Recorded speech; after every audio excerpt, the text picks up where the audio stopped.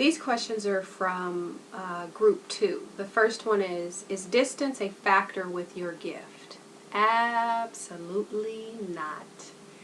My gifts, my abilities are powerful enough for me to read energy through the phone and even through Skype. Technology does not stop my flow, not at all. As a matter of fact, a few weeks ago I was on the phone with a friend,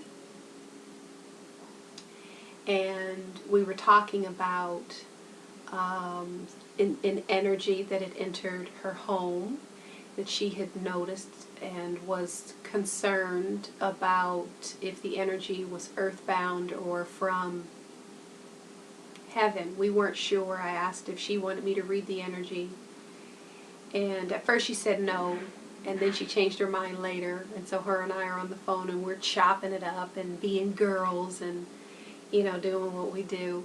And I relaxed myself a moment, disconnected a little bit consciously from the conversation, and I asked the question.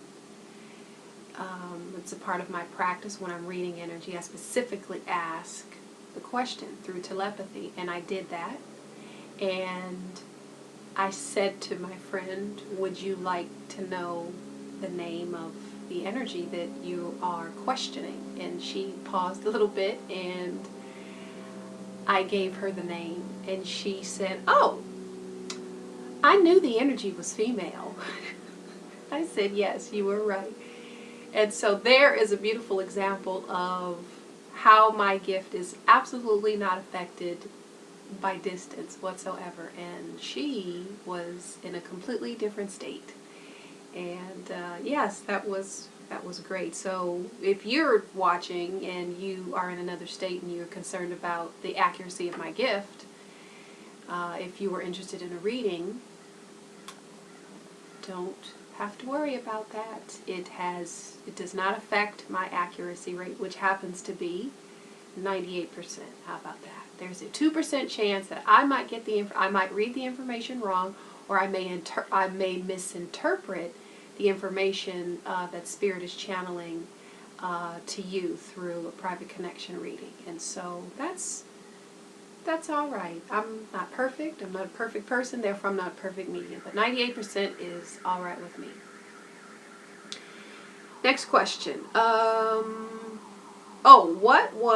This is from the students at the college. What was your first perception when coming into the class? And when I think back to that,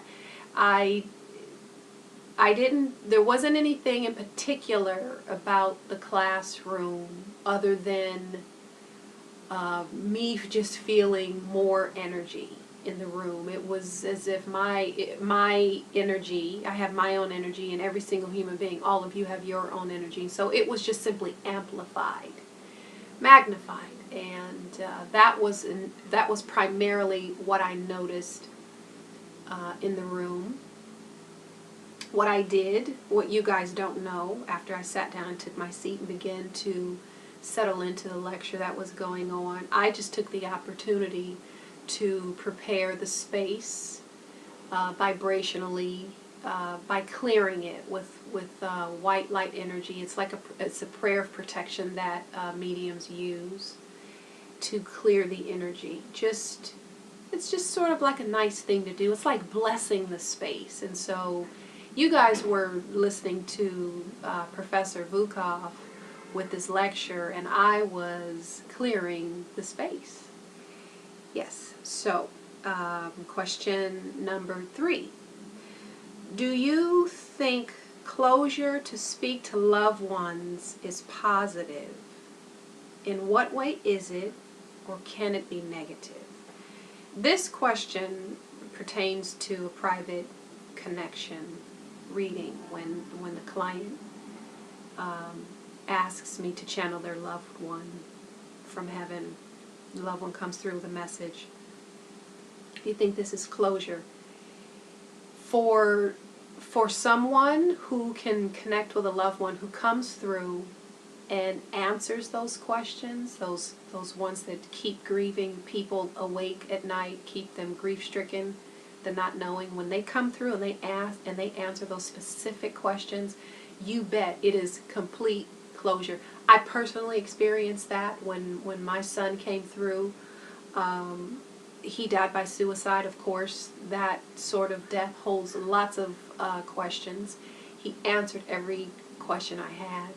So there is great closure that comes along with hearing the specific questions being answered by your loved one.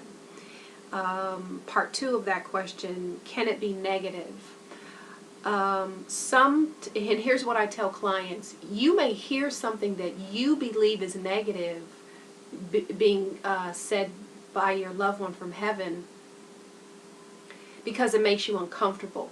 But the point of a spirit giving what you consider negative information is to get your attention in order to affect change.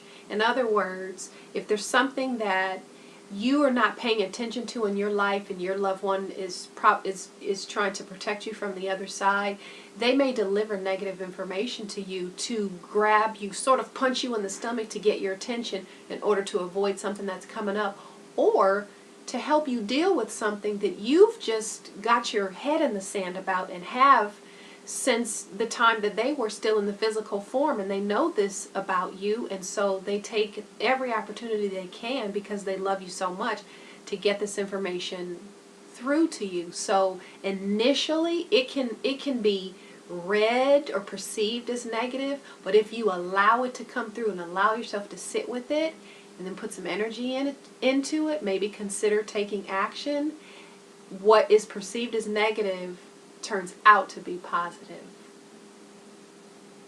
And those are the questions from group 2.